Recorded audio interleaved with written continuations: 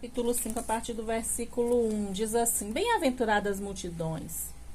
Vendo as multidões, as bem-aventuranças. Vendo as multidões, Jesus subiu ao monte e se assentou. Seus discípulos aproximaram-se dele e ele começou a ensiná-los, dizendo: Bem-aventurados os pobres em espírito, porque deles é o reino dos céus. Bem-aventurados que choram, pois serão consolados. Bem-aventurados humildes, pois eles receberão a terra por herança. Bem-aventurados os que têm fome e sede de justiça, pois serão satisfeitos. Bem-aventurados misericordiosos, pois obterão misericórdia. Bem-aventurados puros de coração, pois verão a Deus. Bem-aventurados pacificadores, pois serão chamados filhos de Deus. Bem-aventurados os perseguidos por causa da justiça, pois deles é o reino dos céus. Bem-aventurados serão vocês, quando por minha causa os insultarem, os perseguirem e levantarem todo tipo de calúnia contra vocês. Alegrem-se e regozijem-se, porque grande é a sua recompensa nos céus, pois da mesma forma perseguiram os profetas que viveram antes de vocês. Amém. Essa palavra ela é muito forte. Se nós formos olhar assim profundamente, o que é as bem-aventuranças, né? Nós já falamos aqui do primeiro, bem-aventurados os pobres em espírito, né? Porque eles verão, pois deles é o reino dos céus, né? Nós vimos isso. Bem-aventurados os pobres em espírito, pois deles é o reino dos céus. Bem-aventurados nós vimos os que choram, pois eles serão consolados. Nós vimos também bem-aventurados os mansos e humildes, pois eles herdarão a terra. E hoje nós vamos falar sobre bem-aventurados os que têm fome e sede de justiça, pois serão satisfeitos. E aqui, o que é essa justiça aqui, amados? Eu queria já começar entendendo o que é a justiça de Deus. A justiça é um atributo de Deus, né? Ela é uma das características próprias de Deus. Ser justo é uma qualidade fundamental da natureza de Deus. A justiça de Deus, ela se manifesta através de Jesus. Romanos 1,17 diz que a justiça de Deus se revela através do Evangelho. A justiça de Deus prolonga a sua verdade e a sua fidelidade. Ela consiste em que Deus cumpra os compromissos da aliança que ele fez com seu povo, ou seja, ele seja justo, cumpra a sua aliança com seu povo. Então aqui ele está falando aqui que bem-aventurado é aquele que busca a justiça de Deus. Lá em Mateus 6, nós lemos logo no começo do nosso programa, Mateus 6:33 fala: busquem primeiro o reino de Deus e a sua justiça, e todas as outras coisas, as outras necessidades, elas serão acrescentadas. Então aqui, amados, nós estamos estudando esse texto e cada uma dessas bem-aventuranças, em particular, que nós estamos lendo uma a uma, Jesus nos ensina, assim como ele ensinou diante daquela multidão, ele ensinava para os discípulos também. Jesus aqui, ele ensina que essas bem-aventuranças é uma maneira de nós moldarmos o nosso caráter. Ele estava ensinando para as pessoas, era o quê? Tenha um caráter transformado. Tenha uma vida transformada de dentro para fora. Não como o mundo aparenta, não como o mundo quer, não como o mundo mostra, mas uma vida transformada conforme os ensinamentos dele, conforme a palavra dele, conforme ele viveu e ensinou. E é isso que ele nos mostra nessas bem-aventuranças. São qualidades, características que nós, como cristãos, devemos buscar. Busque a transformação de dentro para fora. É isso que ele nos ensinou desde o primeiro momento. Para começar, ele falou de você ser pobre em espírito. Pobre em espírito era aquele que reconhecia sua pequenez, reconhecia que era falho e pecador, que ofendia Deus e que necessitava do Senhor, dependia completamente, ele reconhecia que ele dependia completamente do Senhor. E ele é aquela pessoa, pobre em espírito, é aquela pessoa que sentia, que chorava diante da dor do outro, da tristeza que o pecado tem causado na vida do homem e do mundo. E aí depois ele fala bem assim, desses é o reino dos céus. Aquele que depende completamente de Deus. Depois ele fala, bem-aventurados que choram, é chorar por qualquer coisa, por qualquer motivo? Não, às vezes chorar por motivos que tem fundamento, motivos reais. Sim, podemos chorar, mas também não é esse choro. Ele fala daqui daquele choro por causa do pecado, daquele que chora porque pecou, porque ofendeu a Deus de uma tal maneira que o pecado ofendeu ao Senhor. O seu pecado, o meu pecado ofendeu o grande eu sou. E esse choro que é de arrependimento por ter ofendido o Senhor. E ele aqui lá no Salmo 30, Davi fala sobre isso. Olha, o choro pode durar uma noite, mas a alegria vem pela manhã. Ele estava fazendo o que? Ele estava pedindo perdão. Ele passa uma noite de choro na presença do Senhor, se arrepende e pede perdão. E aí quando vem pela manhã, vem o perdão de Deus, vem o consolo de Deus, vem a alegria por saber que o Senhor perdoou, que a ira de Deus foi retirada, que a ira de Deus durou por um momento, mas o choro durou a noite, mas logo de manhã veio a alegria. Esse choro, chorar pelo arrependimento por ter ofendido ao Senhor. Depois ele fala dos humildes, dos mansos, que depende completamente, que confia totalmente no Senhor, independente das circunstâncias, seja porque foi magoado, injustiçado, ofendido, porque sofreu uma perca, independente da circunstância, o manso, ele confia totalmente no Senhor. E o Salmo 37 define exatamente isso, que a gente não deve se indignar por ver o outro, o ímpio crescer, por ver o ímpio prosperar, mas que a nossa confiança esteja no Senhor. Que não aceite em momento algum se indignar ou desejar ou ter inveja do crescimento do ímpio, mas que tenha a sua confiança no Senhor, que nele confia dia e noite. Ele fala, esses herdarão a terra. E agora o Senhor nos fala de fome e sede de justiça. Mas o que é fome e sede? O que é ter fome? O que é ter justiça? Ter fome e sede dessa justiça? Aqui as bem-aventuranças, elas podem ser entendidas aqui de três maneiras, pelo menos de três maneiras. Primeiro, elas são um código de ética para os discípulos e um padrão de conduta para todos nós cristãos. Olha para você ver. Essas bem-aventuranças é como se fosse um código de ética, um padrão que o Senhor dá de como nós devemos nos conduzir, de como nós devemos proceder como cristãos. Segundo, é um contraste, ou seja, o oposto, é um confronto entre os valores do reino que são eternos e os valores do mundo que são temporários. Ou seja, se opõe, confronta o que é valor do reino e o que é valor humano, valor terreno. E terceiro, elas se opõem, elas confrontam entre a fé superficial dos fariseus com a fé verdadeira que Cristo requer. Ou seja, qual é a fé que opera em nós? Qual é a fé que está em mim e em você? É a fé dos fariseus ou a fé que Cristo requer?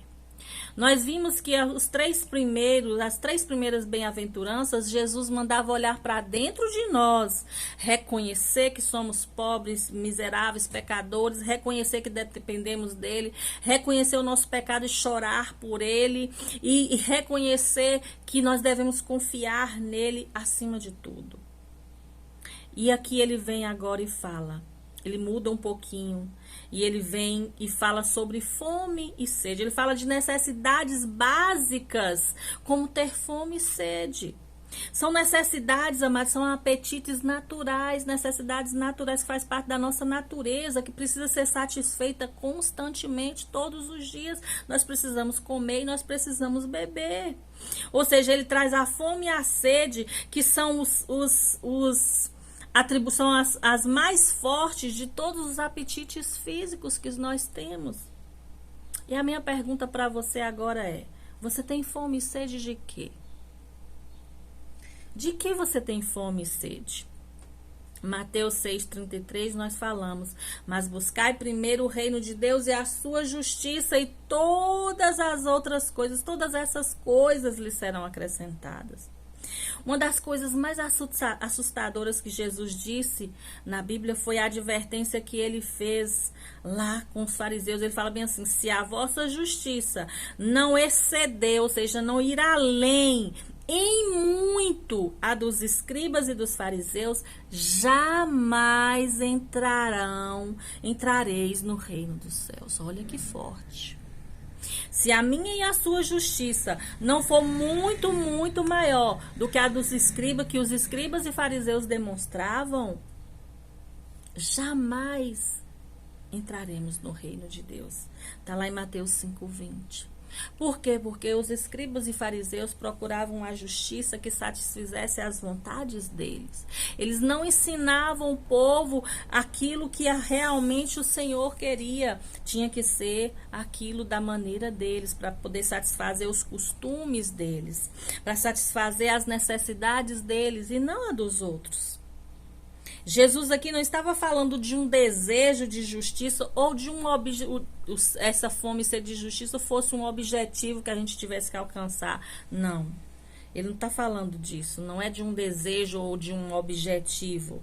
Ele está falando aqui que nós devemos buscar a justiça de Deus com fome e com sede. Ou seja, todos os dias, como se fosse uma necessidade diária, com motivação, sem perder o ânimo de buscar o reino de Deus, assim como nós não perdemos o desejo de comer e de beber. Assim como nós não perdemos a vontade de comer a comida, de satisfazer a nossa fome e de beber a água e de satisfazer a nossa sede. Ele fala assim: ó, busquem o meu reino e a minha justiça com fome e com sede. Nós devemos ansiar pelo reino dele, pela justiça dele, como a corça anseia pelas águas. João 2,17 fala que Jesus tinha um zelo tão grande pela casa do Pai, por satisfazer a vontade do Pai, que isso consumia, isso tomava ele todinho. E é isso que o Senhor quer, que essa fome e sede de justiça nos tome, que nós sejamos preenchidos por esse desejo, esse anseio, por essa fome todos os dias, por essa sede todos os dias. Essa bem-aventurança fala sobre esse apetite, essa fome, mas olhando para o lado espiritual, não para o natural. Ele traz essa ligação, traz esse paralelo aqui com a fome e a sede do corpo, mas para que a gente entenda que a nossa fome e sede espiritual tem que ser na mesma medida, ou seja, eu como todos os dias, eu bebo todos os dias, porque eu não oro todos os dias, porque eu não leio a palavra todos os dias, porque eu não busco a Deus todos os dias, porque eu não vou na casa do Pai quando ela está aberta para mim. Se eu como e bebo todos os dias, por que eu não tenho a mesma fome, a mesma intensidade de fome e de sede para as coisas de Deus, para o reino de Deus e para a sua justiça? Os verbos aqui que foram usados, amados, no grego para definir fome e sede são muito fortes.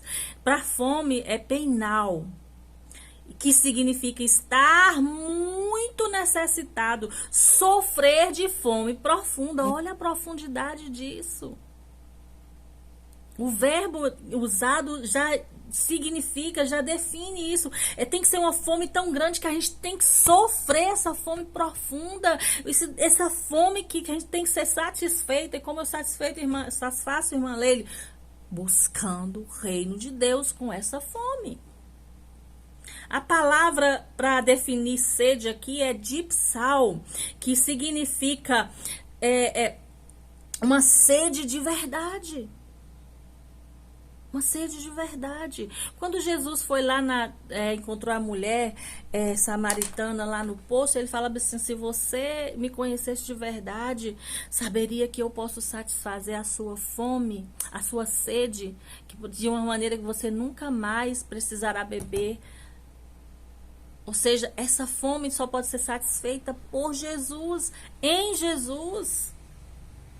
É importante nós lembrarmos, amados, que a felicidade, ela não precede, ou seja, ela não vem antes da justiça. Quando o Mateus fala lá, ele buscai primeiro o que? O reino de Deus e a sua justiça. E as outras coisas vão ser acrescentadas. Então, a felicidade, ela não vem antes da justiça. Põe a felicidade antes da justiça, no lugar da justiça, que ela nunca vai ser alcançada. Nunca vai ser suficiente. Ela nunca vai ser obtida.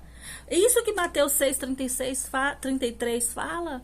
Primeiro tem que buscar o reino de Deus e a justiça dele. Aí a felicidade, as bênçãos que eu necessito, o suprimento que eu necessito vem depois. Ele acrescenta.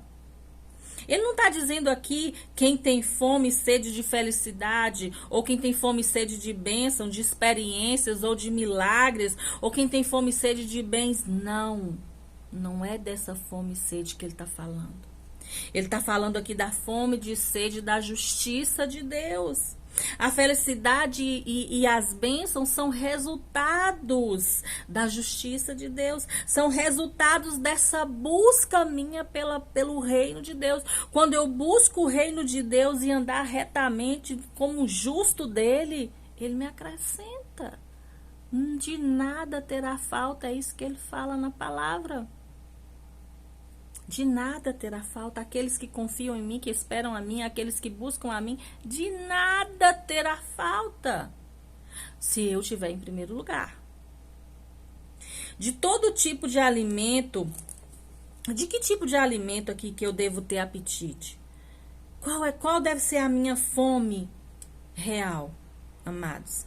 Em primeiro lugar, nós devemos ter apetite pela justiça imputada de Deus, justiça legal de Deus. Devemos ter fome e sede pela palavra dele, pelo reino dele, pela justiça dele. Devemos ter fome e sede de Deus todos os dias.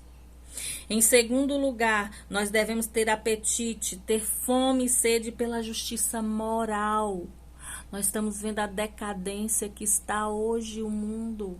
O mundo, cada dia que passa, está mais decaído, mais caído. E eu e você não podemos permitir cair dessa mesma forma. Nós devemos manter a nossa moral e os bons costumes. Nós não podemos continuar achando que isso pode, isso não tem nada a ver. Não, nós temos que ter fome e sede de andar conforme o Senhor nos ensina. Moral e bons costumes devem ser mantidos. Aquilo que o Senhor nos ensina. Em terceiro, nós devemos ter fome e sede de justiça social. Nós não devemos nos concordar com as injustiças, não devemos cair em ideologias como tem aí fora no mundo, mas nós não devemos compactuar com injustiças diante das pessoas, da gente ver a injustiça sendo cometida contra o nosso próximo e nós ficarmos de boca fechada e nós não fazermos nada. Nós devemos ter fome e sede dessa justiça também.